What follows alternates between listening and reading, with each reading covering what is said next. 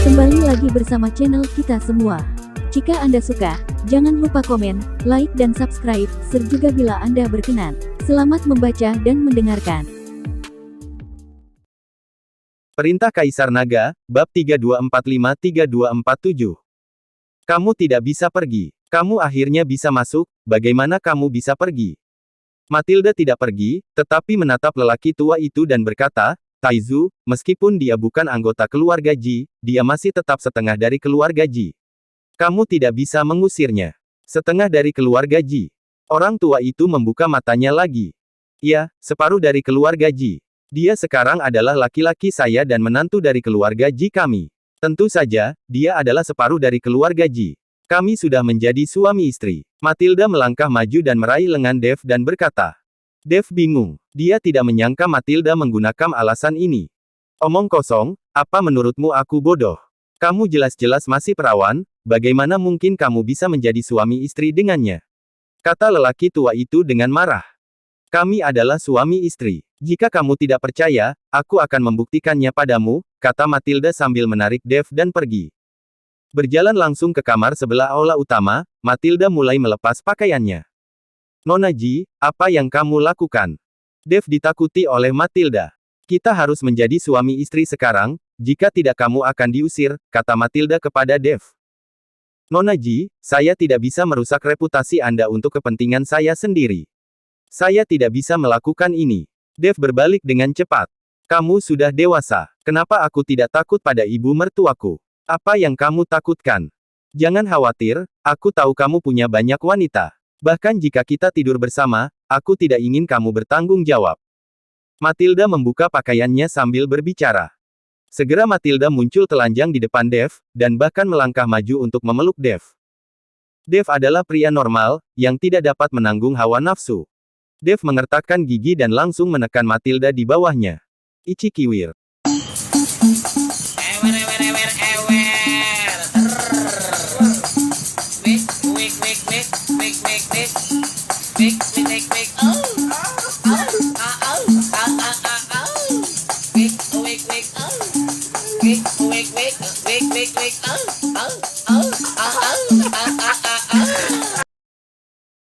Ada gelombang suara yang menyenangkan di ruangan itu. Taizu dari keluarga Ji duduk di tengah aula dan menghela nafas tanpa daya. Zaman sudah berubah, kenapa masyarakat saat ini menjadi seperti ini? Anak perempuan tidak tahu bagaimana menghargai diri mereka sendiri. Ambil contoh pria dan wanita ini. Dia menganggap remeh segala sesuatunya dan tidak menganggapnya serius sama sekali.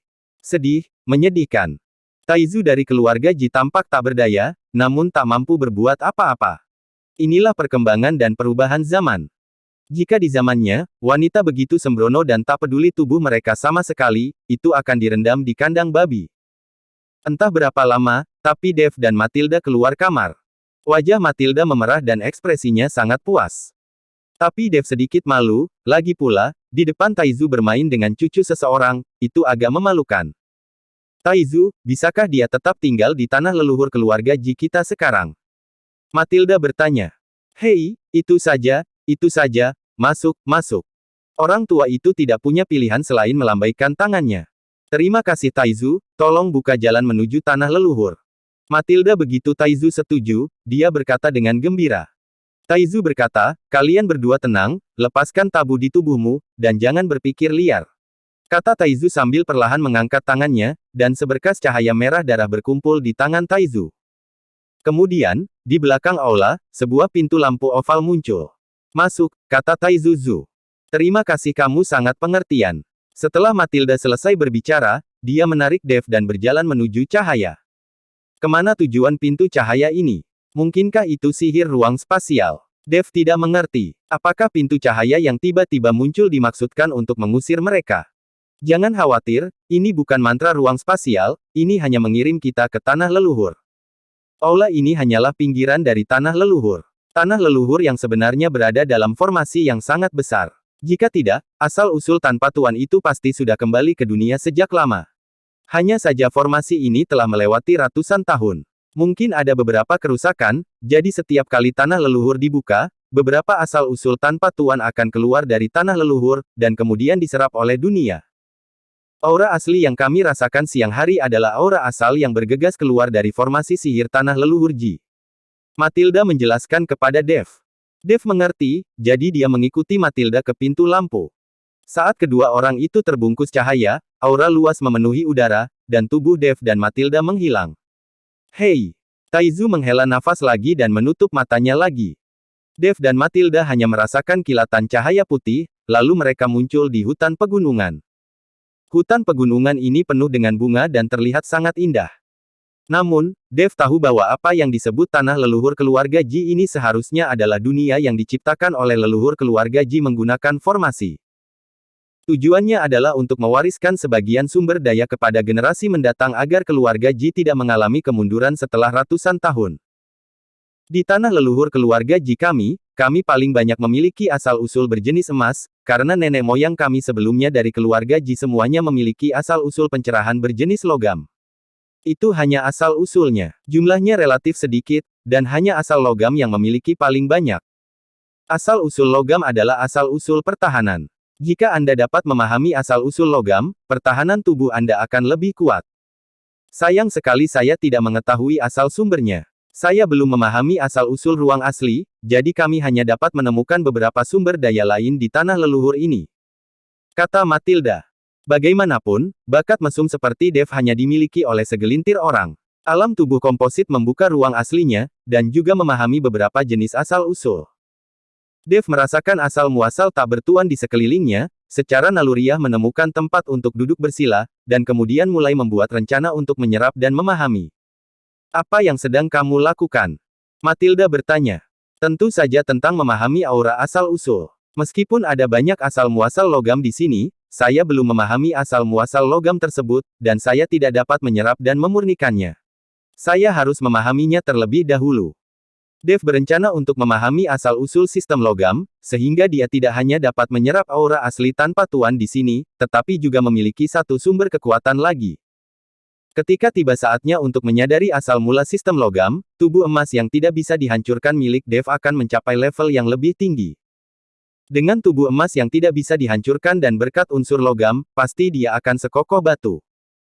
Dengan kamu duduk di tanah dan mengandalkan meditasi untuk mendapatkan pencerahan, entah di tahun dan bulan berapa kamu akan bisa memahami asal-usul sistem logam, kata Matilda sambil tersenyum. Apa maksudmu? Dev bertanya dengan heran. Di tanah leluhur ini, ada binatang fantasi asal. Binatang fantasi asal ini semuanya lahir karena aura kuat dari asal-usul yang tidak bertuan. Terutama, ada binatang fantasi bertipe emas paling banyak. Jika Anda ingin memahami asal tipe emas, kamu harus membunuh binatang fantasi emas itu, mereka yang bisa menyadari asal-usulnya paling cepat. Matilda menjelaskan. Dev tercengang saat mendengarnya. Dia tidak menyangka ada monster fantasi asli di tanah leluhur keluarga Ji, tapi dalam kasus ini, itu memang akan jauh lebih cepat daripada memahaminya sendiri secara paksa. Karena kamu bisa memahami asal-muasalnya dengan membunuh binatang fantasi asal-usul, kenapa kamu tidak membunuhnya? Sehingga kamu juga bisa memahami asal-muasalnya, Dev bertanya dengan ragu. Karena sepertinya tidak ada saudara laki-laki dan perempuan dari keluarga Ji yang menyadari asal-usulnya. Jika mereka dapat memahaminya dengan membunuh monster fantasi asal, maka mereka semua seharusnya sudah menyadari asal-usulnya. Setelah mendengarkan kata-kata Dev, Matilda tidak bisa menahan diri untuk tidak memutar matanya dan berkata, "Kepalamu, aku belum membuka ruang aslinya, jadi apa gunanya membunuh lebih banyak monster fantasi asli?" Ketika Matilda mengatakan ini, Dev tiba-tiba menyadari, lalu dia tersenyum malu dan berkata, "Maaf, saya lupa tentang ruang asal. Hanya dengan membuka ruang asal kita dapat benar-benar memahami kekuatan asal, tetapi ruang asal adalah tidak mudah untuk dibuka. Ayo pergi, aku akan membawamu mencari binatang fantasi asli itu, tapi aku tidak bisa membantumu membunuh mereka. Lagi pula, percuma jika aku membunuh mereka," kata Matilda. "Saya mengerti, terima kasih Nona Ji," kata Dev penuh terima kasih. Ketika Matilda mendengar ini, dia langsung menjadi tidak senang dan menatap Dev dengan marah, "Kamu baru saja icikiwir denganku, dan sekarang kamu mengangkat celanamu dan menyangkalnya." Kalimat ini membuat Dev bingung dan bertanya, apa yang dimaksud Nona Ji dengan ini? Bagaimana menurut Anda? Kita berdua bercocok tanam, dan Anda masih memanggil saya Nona Ji dan memperlakukan saya seperti orang luar. Wajah Matilda dipenuhi dengan keluhan dan dia hampir menangis. Ketika Dev mendengar ini, dia langsung mengerti dan berkata dengan malu, aku tidak bermaksud begitu, Matilda, maafkan aku. Dev meminta maaf. Mendengar Dev memanggil namanya, Matilda tertawa, aku memaafkanmu kali ini. Ayo, ikutlah denganku. Matilda membawa Dev ke tiang gunung, lalu berkata, ada banyak hal di sini. Asal-usul binatang fantasi, tapi saat kamu membunuh mereka, yang terbaik adalah tidak menggunakan sihir. Yang terbaik adalah membunuh binatang fantasi asal itu dengan tangan kosong. Hanya dengan cara ini kamu bisa mengerti lebih cepat. Jika kamu menggunakan sihir atau senjata magis lainnya, itu akan melemahkan aura asli dari binatang fantasi asli itu sendiri. Bahkan jika Anda membunuh binatang fantasi asli, kemungkinan pencerahan akan jauh lebih kecil. Matilda memperingatkan Dev. Matilda, aku tidak menyangka kamu tahu begitu banyak. Dev sangat terkejut karena Matilda mengetahui hal ini. Wajah Matilda memerah dan dia berkata, ayah memberitahu kami hal ini, kalau tidak, bagaimana aku bisa tahu? Cepat masuk, aku akan menunggumu di sini, kuharap kamu tidak membuatku menunggu terlalu lama. Dev mengangguk, lalu masuk ke dalam. Tidak lama setelah dia masuk ke dalam, Dev mendengar auman monster di sekitarnya. Dia tahu bahwa ini adalah monster fantasi asli dan bukan monster sungguhan. Binatang fantasi asal ini tidak memiliki tubuh nyata, jadi akan sangat sulit untuk membunuh mereka. Apalagi jika kamu tidak bisa menggunakan sihir dan senjata, ini akan semakin sulit. Namun betapapun sulitnya, Dev tidak akan mundur. Setelah akhirnya memasuki tanah leluhur keluarga Ji, bagaimana Dev bisa mundur? Terutama Matilda, untuk dirinya supaya bisa tinggal di tanah leluhur, dia bahkan mendedikasikan kesuciannya sendiri. Ketika Dev memikirkan penampilan proaktif Matilda di aula tadi, darahnya mulai melonjak. Sial, apa yang kamu pikirkan? Dev buru-buru menamparkan dirinya sendiri untuk menyadarkan dirinya sendiri dan berhenti berpikir yang tidak masuk akal. Meskipun kekuatan binatang fantasi asal ini seharusnya tidak terlalu besar, tapi jika Anda ceroboh, hidup Anda masih dalam bahaya. Dev berjalan perlahan menuju kedalaman, dan tiba-tiba bayangan hitam keluar dari hutan di sampingnya. Dev secara naluriah menghindar dan menghindari serangan itu. Pada saat ini, binatang fantasi asal sedang membuka mulutnya yang besar dan menatap Dev dengan penuh semangat. Bentuk binatang fantasi ini mirip dengan harimau, bermata merah dan bertaring tajam. Dev melambaikan tangannya, dan pedang pembunuh naga muncul di tangannya. Tapi segera, Dev teringat instruksi Matilda, jadi dia mengembalikan pedang pembunuh naga. Menghadapi monster fantasi di depannya, dia hanya bisa membunuhnya dengan tangan kosong dan kekuatan mentah tubuhnya. Binatang fantasi itu meraung dan tiba-tiba bergegas menuju Dev. Dev mengayunkan tinjunya dan bergegas ke depan.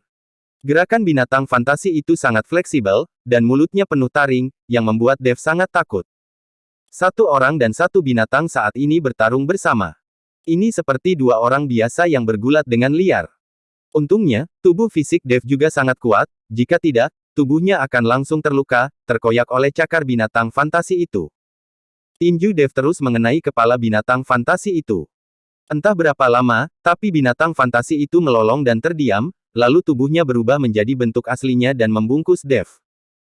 Saat sumber emas memasuki tubuhnya, Dev terengah-engah dan dengan hati-hati merasakan sumber emas tersebut. Namun, di ruang asalnya, bintang dari sumber emas tidak menyala. Bersambung.